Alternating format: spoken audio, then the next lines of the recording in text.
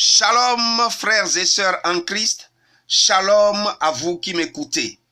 Notre exhortation de ce matin a pour titre « Es-tu riche pour le ciel ?» Notre vie sur la terre est un voyage, un pèlerinage. Ce voyage commence à la naissance et s'achève à la mort. Après ce voyage, sais-tu où ira ton âme? Et comment prépares-tu l'endroit où ton âme va se retrouver? Nous allons voir 3 points dans cette exhortation. Le premier point, où amasser des trésors.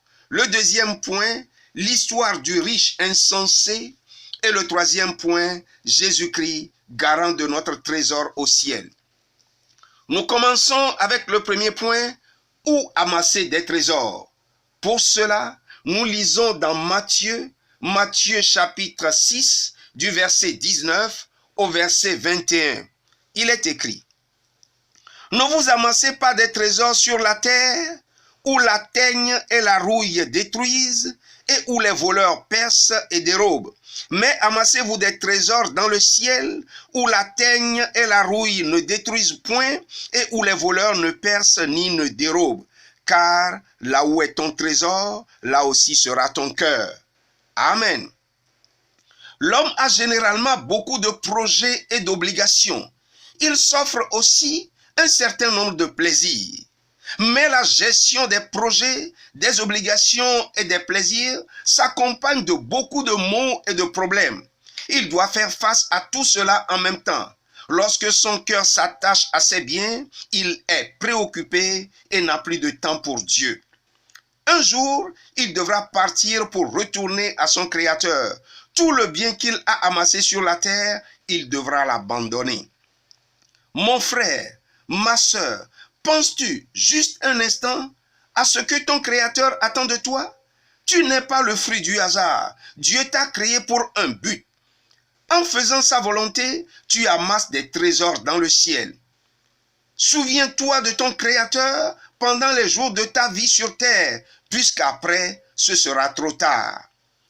Amasse dès à présent des trésors dans le ciel en faisant la volonté de ton Dieu créateur, c'est-à-dire en donnant ta vie à Jésus-Christ, en abandonnant le mal, en t'attachant fortement au bien et en investissant dans l'œuvre de Dieu pour le salut des âmes.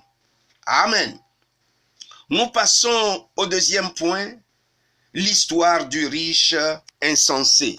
Pour cela, nous lisons dans Luc, chapitre 12, du verset 16 au verset 21. Il est écrit: Et il leur dit cette parabole. Les terres d'un homme riche avaient beaucoup rapporté, et il raisonnait en lui-même, disant: Que ferai-je, car je n'ai pas de place pour serrer ma récolte. Voici, dit-il, ce que je ferai. J'abattrai mes greniers, j'en bâtirai de plus grands, j'y amasserai toute ma récolte et tous mes biens. Et je dirai à mon âme, tu as beaucoup de biens en réserve pour plusieurs années. Repose-toi, mange, bois et réjouis-toi. Mais Dieu lui dit: Insensé, cette nuit même, ton âme te sera redemandée. Et ce que tu as préparé, pour qui cela sera-t-il? Amen. Pour ce riche, ce qui comptait, c'était la richesse, le bonheur, le manger et le boire. Il a exclu Dieu de ses projets.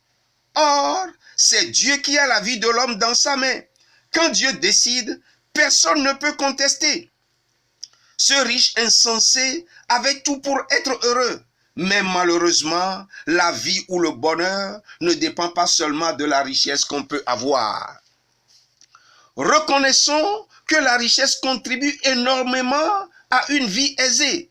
Mais le bonheur dépend de la qualité de la relation que nous avons avec Dieu, qui demeure la source de toute vie, de toute vraie bénédiction et de toute paix véritable.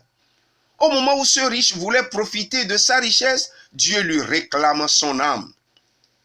Ainsi, beaucoup d'hommes et de femmes sur la terre, pour être riches, sont obligés de tuer, de voler, de mentir, de se prostituer, de faire des pactes diaboliques, de sacrifier des proches, etc.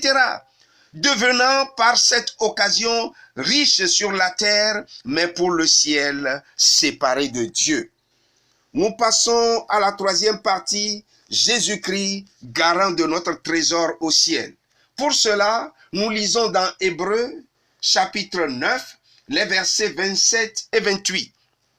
Il est écrit: et comme il est réservé aux hommes de mourir une seule fois, après quoi vient le jugement, de même Christ, qui s'est offert une seule fois pour porter les péchés de plusieurs, apparaîtra sans péché une seconde fois à ceux qui l'attendent pour leur salut.